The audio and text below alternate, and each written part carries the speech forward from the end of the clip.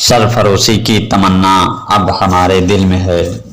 सरफरोशी की तमन्ना अब हमारे दिल में है। देखना है जोर कितना बाजुए कातिल में है। आज हम जो एक आज़ाद देश में आज़ादी के साथ अपना जीवन जी रहे हैं, इस आज़ादी को पाने के लिए देश के जाबांजों ने अपने जान की कुर्बानियां दे दी। इस मुल्क को अपना खून देकर अंग्रेजों से आज़ाद कराया।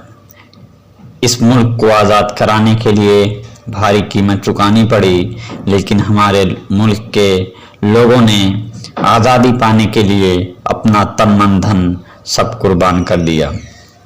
देश की आज़ादी में लाखों लोगों ने अपने जान की कुर्बानियां दी हैं, लेकिन उन्हीं आज़ादी के नायकों में हम आपको एक ऐसे नायक के बारे में बताने चल रहे हैं जिसने अपनी जान की परवाह किए बिना इतना ज़रूरतमंदाना कदम उठाया जो इससे पहले किसी ने नहीं किया था। लेकिन इस अजीम मुजाहिद का नाम इतिहास के पन्नों में कहीं बिल्कुल दफन होकर रह गया है। और अफसोस की बात तो यह है कि हमारे इतिहासकारों ने भी इस अजीम हीरो के साथ इंसाफ नहीं किया। सबसे पहले आपसे गुजारिश है कि चैनल को सब्सक्राइब कर लें और बेल आइकन का बटन दबा दें, जिससे हमारी हर आने वाली वीडियो आप तक पहुंचती रहे। बीबीसी में छपी रिपोर्ट के हवाले से यह प्रकरण कुछ यूं है कि साल 1872 में लॉर्ड मेयो ने तय किया कि बर्मा और अंडमान द्वीपों की यात्रा पर जाएंगे। लॉर्ड मेयो भारत का वायसराय नियुक्त हुआ था। अंडमान में उस समय खतरनाक कैदियों को रखा जाता था और इससे पहले किसी वायसराय या गवर्नर जनरल ने अंडमान का दौरा नहीं किया था। पहली बार लेफ्टिनेंट ब्लेयर के मन में अंडमान में बस्ती बसाने का विचार आया था, लेकिन 1796 में अंग्रेजों ने मलेरिया फैल जाने और स्थानीय जनजातियों की विरोध की वजह से इन द्वीपों को छोड़ दिया था। बता दें कि लॉर्ड मेयो की गिनती भारत के घुमक्कड़ वायसरायों में होती है। बता देंगे साल 1858 में अंग्रेज अंडमान में काला पानी की सजा के तौर पर वो अपने कानून के लिहाज से खतरनाक कैदियों को भेजने लगे थे। इसके बाद जनवरी 1858 में 200 कैदियों का पहला जत्था यहाँ पहुंचा था। लॉर्ड मेयो अंडमान काला पानी गए तो वहां 8000 लोग थे, जिसमें 7000 कैदी, 900 महिलाएं और 200 पुलिसकर्मी भी थे। मेयो की अंडमान यात्रा 8 फरवरी 1872 को शुरू हुई। सुबह 9 बजे उनके जहाज ग्लास्को ने पोर्ट ब्लेयर की चोटी पर लंगर डाला। उतरते ही उन्हें 21 तोपों की सलामी दी गई। उसी दिन उन्होंने रास आइलैंड पर यूरोपीय बैरकों और कैदियों के कैंप का मुआयना किया। उन्होंने अपने दल के साथ चाथम द्वीप का दौरा किया। फिर वो माउंट हैरियट का नज़ारा लेने गए। सर विलियम विल्सन हंटर, जो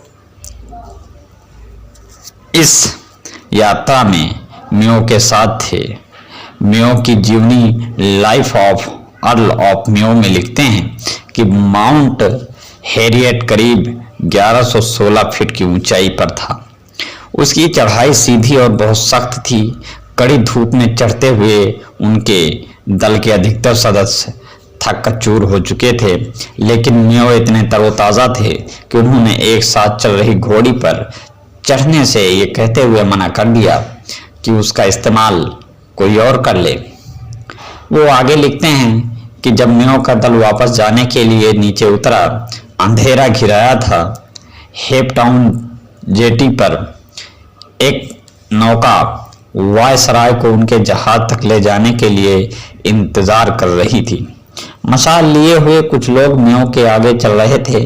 मेयो के दाहिनी तरफ उनके निजी सचिव मेजर ओवेन बर्न और बाएं तरफ अंडमान के चीफ कमिश्नर डोनाल्ड स्टीवर्ट थे। मेयो नौका पर चढ़ने ही वाले थे कि स्टीवर्ट गार्ड को निर्देश देने आगे बढ़ गए। तभी झाड़ियों में छिपे एक लंबे पठान ने मेयो की पीठ पर छुरे से वार कर दिया। 2 सेकंड के अंदर ही हत्यारे को पकड़ लिया गया। इस महान देश प्रेमी का नाम शेर अली अफरीदी था। शेर अली उत्तर पश्चिम सीमांत प्रदेश में तीरा घाटी में रहने वाले थे और वो पंजाब की घुड़सवार पुलिस में नौकरी करते थे। पेशावर में अपने परिवार के किसी शख्स की हत्या के झूठे आरोप में उन्हें मौत की सजा सुनाई गई थी। अपील करने पर अंडमान में इस सजा को उम्र कैद के तौर पर बदल दिया गया था। बाद में फांसी से पहले दिए गए एक वक्तव्य में उन्होंने कहा था कि उन्होंने प्रण कर लिया था कि वो इसका बदला किसी ऊंचे ओहदे वाले अंग्रेज को मार कर लेंगे। बताते चले कि उस वक्त वायसराय की अहमियत राष्ट्रपति के बराबर हुआ करती थी, जिसे ब्रिटेन की महारानी नियुक्त करती थी। अफसोस की बात यह है कि इस महान क्रांतिकारी पठान शेर अली अफरीदी का नाम इतिहास के पन्नों में दफन होकर रह गया है और हमारे इतिहासकारों ने भी इस अजीम मुजाहिद के साथ, इस आज़ादी के नायक के साथ भी न्याय नहीं किया है, इंसाफ नहीं किया है।